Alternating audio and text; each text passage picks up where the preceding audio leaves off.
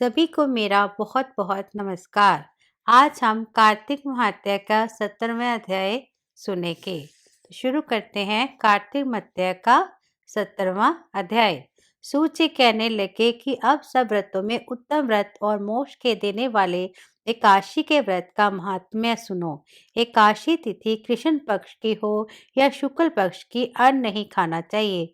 जो एकादशी को अन्न खाता है वह पापों का भक्षण करता है। एकादशी का व्रत माता के समान उसकी रक्षा करता है। दशमी तथा द्वादशी को भी एक समय ही भोजन करना चाहिए। नारद जी कहते हैं कि गंगा के समान तीर्थ नहीं, माता के समान गुरु नहीं, विष्णु के समान देव नहीं, अन्न न खाने के समान तप नहीं, तथा शांति के बराबर सुख नहीं, सत्य के बराबर ज्योति नहीं, कार्तिक के समान मास नहीं, ज्ञान के समान लाभ नहीं, तथा एकादशी के समान कोई व्रत नहीं। व्रत करने वाला प्रातः समय उठकर भगवान का पूजन करे, पुराणों की कथा सुने, एकादशी की रात्रि को जागरण करे। नारद जी कहने लगे कि हे राजन, अब एक इतिहास सुनो। नर्मदा के तट पर गालव ऋषि का अति शोभायमान आश्रम था। मालव का भद्रशील नाम का एक पुत्र था जो विष्णु का परम भक्त था। वह बालकों के साथ भगवान की मूर्ति बनाकर पूजन किया करता था। साथ ही बालकों को उपदेश दिया करता था कि वह भी भगवान का पूजन करे तथा एकादशी का व्रत रखे। बालक भी उसका उपदेश सुनकर वैसा ही किया करते थे। अपने पुत्र के चरित्र को देखकर एक समय उसके पिता गालव ऋषि ने उससे पूछा कि भद्रशील, तुम सदैव भगवान विष्णु की पूजा में लगे रहते हो, यह उपदेश तुमको किसने दिया? यह बात सुनकर भद्रशील कहने लगा कि पिताजी, आपको अपने पूर्व जन्म का वृत्तांत सुनाता हूँ। पहले जन्म में मेरा जन्म चंद्रवंश में हुआ था। धर्म कीर्ति मेरा नाम था। दत्तात्रेय जी से मैंने शिक्षा दीक्षा ग्रहण की। मैंने 1000 वर्ष तक राज्य किया।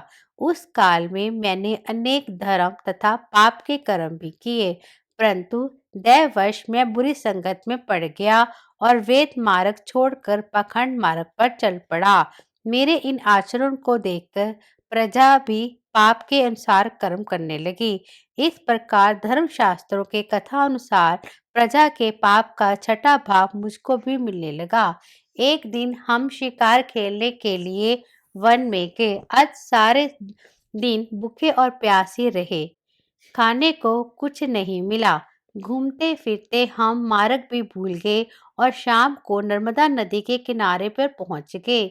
उस दिन एकादशी का व्रत होने के कारण वहां पर एकत्रित अनेक वैष्णव भगवान का कीर्तन कर रहे थे। मैं भी भूखा प्यासा रहकर रात भर वहीं पड़ा रहा, मगर प्रातःकाल होते ही भूख प्यास से दुखी हो मेरे प्राण निकल गए। उसी समय यमराज के दूत मुझको पापी समझकर मारते पीटते यमराज के पास ले गए।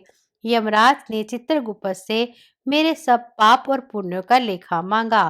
तब चित्रगुप्त ने विचार कर कहा कि यद्यपि यह बड़ा पापी है, परंतु इसने एकादशी का व्रत किया था, इसी से इसके प्राण निकल गए।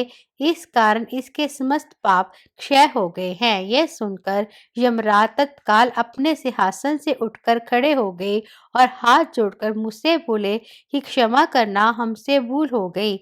साथ ही मुझको नमस्कार भी किया। फिर अपने दूतों को धमकाकर कहने लगे कि जो मनुष्य भगवान के नामों का जाप करता हो उसको कभी हमारे पास मत लाओ। जिसने अनजाने में भी एकादशी का व्रत किया हो तब भी उसके सब पाप क्षय हो जाते हैं, उसको हमारे पास आने की आवश्यकता नहीं पड़ती। इसके बाद यमराज ने मेरा पूजन किया। फिर मुझे सुंदर विमान में बिठाकर विष्णु लोक भेज दिया। हजारों वर्ष तक इंद्र लोक तथा विष्णु लोक में रहने के पश्चात अब फिर मैंने यहाँ जन्म लिया। जो कोई इस कथा को पढ़ता सुनता है उसके सभी पाप नष्ट हो जाते हैं। इस प्रकार कार्तिक महात्या का 17वां अध्याय समाप्त हुआ। अगर आपको मेरी ये वीडियो अच्छी लगे तो लाइक करना, शेयर करना, मेरे चैनल को सब्सक्राइब करना और हाँ, जो छोटी सी घंटी है ना उसको तो जरूर दबा देना। ठीक है, तो मिलते हैं अगली वीडियो में।